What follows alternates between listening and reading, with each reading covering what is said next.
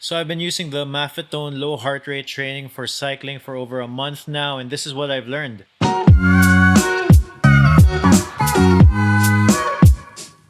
Welcome to the vlog, welcome to No Boring Days. First of all, just in case this is your first time to hear about the Maffetone method, I'm gonna run through it really quickly because really you can Google it. But anyway, the idea with the Maffetone method is that you get to train your aerobic base. I don't want to unnecessarily overcomplicate this. So if you want to read more about it, I'll put a link in the description or you can Google it. Basically, the idea is to be able to run faster, or in my case, bike faster with less effort or at a lower heart rate. To give you an example of that, and also to tell you of why I started doing the Maffetone method, math style training, is one time I went cycling with a friend of mine. His name's Terrence Go. He's an ultra endurance runner, and we were going up a hill, and he was talking about the Maffetone method. We were going at the same speed. We are about the same age. He weighs a little bit less than me, and he was telling me about the Maffetone method. And I finally asked him, "So, what's your heart rate? What is your heart rate right now?" And his heart rate was something like 139 beats per minute. And I looked at mine, and I was going at 160 beats per minute. We were going the same speed up the same hill, but I was exerting a lot more effort than him. So this inspired me to try it out for myself. Heart rate, after all, can be a measurement of effort, so it seemed like he was exerting less effort for the same amount of speed. So first of all, how do you use the Maffetone method? When I go cycling, I basically make sure my heart rate doesn't go over a certain threshold. And you can go to the website of Maffetone and calculate your own heart rate threshold. It's basically 180 minus your age, and then plus minus 5 or 10 beats here if you had sickness, or if you had an injury, or if you've been training a lot. In my case, I ended up with a number of 149 beats per minute, basically 180 minus my age plus 5 because I've been cycling for 2 years very consistently, but that's going to change. In the end of the video I'll explain.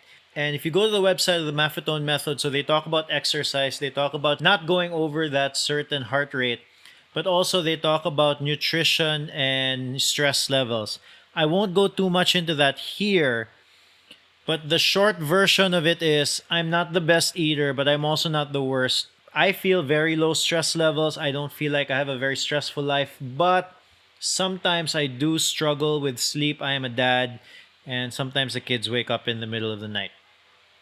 That's what happens. For the most part, my training, I've stayed below or at the 149 beats per minute threshold, and here are some of the things I've learned. If you've watched a couple of episodes of this vlog, you'll know that I've mentioned headaches after long rides or after strenuous rides. It came to the point where I made a very strict nutrition plan for all of my rides. After doing the math method, I almost never have headaches anymore, to the point where I've forgotten my nutrition routine. So sometimes I get myself in trouble by forgetting to eat at this point, but I have no headaches. There was maybe one or two headaches after like cumulative days of riding, but more or less I have not had headaches anymore ever since doing this math method. Headaches is a way also of showing that your body is at stress, and I haven't been having any headaches, and as a result I've been able to ride a lot more, like a ridiculous amount more. I started doing the math method August 24, and I'm just going to focus on my September numbers. If you look at my September totals, that is the most I've ever cycled in my life. So for September, I managed to do 63 hours of riding. So I looked at that 63 hours of riding. I was wondering, what's the next biggest month that I've ever had? The next to that was 56 hours. That was November 2019, and that was 56 hours because we did a 3-day tour around Cebu where we biked basically 8 hours a day for 3 days. That was my next longest month in terms of cycling. And I was destroyed that month. Destroyed. But for September 2020, I think I felt like I could have cycled even more if I had more time. So 63 hours, pretty chill, versus 56 hours of when I was just destroyed. More of my totals for September 2020, I did 964 kilometers and about 15,210 meters climbed for that month. That is the most number of meters climbed I've ever done. Possibly the most number of kilometers I've done in a month as well. I didn't really check. I want to reiterate this even more. It did not feel like I was overexerting myself. I may have gone over 149 beats per minute, maybe a total of 3 hours in 60 plus hours of riding. No real overexertion, and I don't feel like my body suffered as well. And since I'm not dead tired after every ride, I had a lot more motivation to keep riding because I didn't feel like I needed to smash it for every ride. I felt much more motivated to keep going out and ride. When you're not going hard, it makes the rides a lot more enjoyable. You know, you're able to talk to the people around you more. You can think. I found myself thinking a lot more than I usually did, as opposed to just huffing and puffing up a hill. But I think the biggest question with this whole math training is, am I faster? Am I faster than when I started? Now, unfortunately, I did not do a strict math test, although I did go up this hill a couple of times during the month. And if you see here, this is it's called, in the Strava, it's called JY to Willie's ride. It's 5.5 kilometers with a 4.5% average gradient. You basically climb about 254 meters. It's probably the most popular local climb where I'm from. On August 11, 2020, that's when I did my PR for that climb. I was going as hard as I could going up there, and I did it in about 21 minutes. And right after that, this one on August 29, this is when I started doing the math method. So I did it in 32 minutes. So I was keeping my, if you look closely, if we look at this, I was keeping my heart rate down. So I only did it I did it in 32 minutes and at 131 beats per minute. I was doing this 30-minute climb at the MAF heart rate. And as you can see, the first one I did was 32 minutes. Second one I did was 31 minutes and 33 seconds. Third one I did was 30 minutes and 57 seconds. This one I was doing with friends, so I wasn't really going at the rate that I wanted. So I was just, talking and just hanging out with friends. And this one, it was a little bit faster at 28 minutes and 20 seconds. Then down to 29 minutes and 28 seconds. And then 28 minutes and 58 seconds. And this other one is also with friends, so a much more chill ride.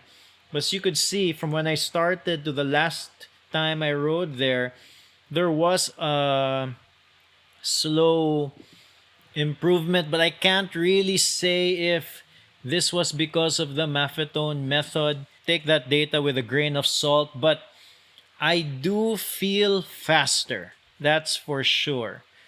As you saw on the screen, 20 minutes 59 seconds was my personal record going up that hill. I would be interested in trying this hill again and just going as fast as I can just to see.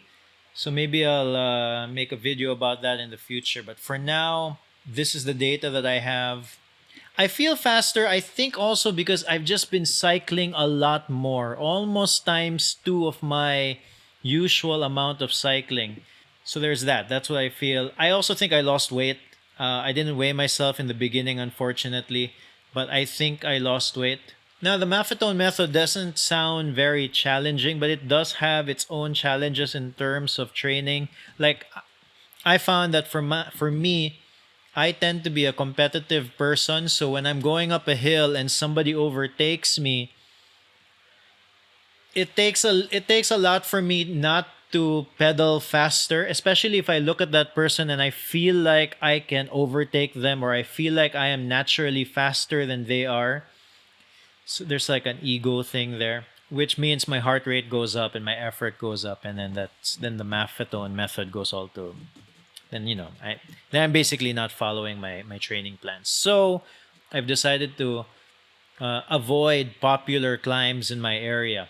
Another challenge also with cycling using the Maffetone method is where I'm from, there's a lot of climbing. There's a lot of climbing where I'm from, and it's very common to have hills that are well over 10%, well over 15%. And some of those hills are very difficult to climb slowly or at a low heart rate.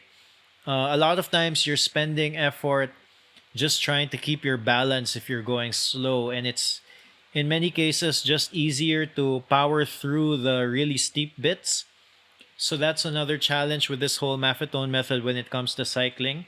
Moving forward, I will be continuing to do the Maffetone method. In fact, instead of 149 beats per minute, I've lowered it to 145 beats per minute. The reason being is I have a tendency to go as close to 149 beats per minute, or to go as close to the threshold as possible. And in some cases, I end up going over that threshold. So I just lowered it to 145 so I give myself a little bit more room for error. So if I'm at 145 and I go over 145, it's not a big deal. Probably not a big deal if I go over 149 as well. But you get what I'm saying. So I'll be continuing with the math method, but I do enjoy going fast or like pushing hard on the pedals. So I think what I'll end up doing is probably once a week will be a ride where I just push myself and go as hard as I can or have hard efforts. And every other ride will be at a lower heart rate, at the MAF heart rate. So probably what's going to happen is maybe 10% of my ride time is going to be over the MAF heart rate and 90% will be at MAF heart rate. 1 month of doing Maffetone method is not very long. Basically, I've done some reading that it takes a couple of months, maybe 6 months, maybe a year to see a real difference. And it seems like a lot of people who usually do the Maffetone method are runners. So I want to see what it is to cyclists like me. Like, I'm not really competing. I'll probably join a race or two once races are available again.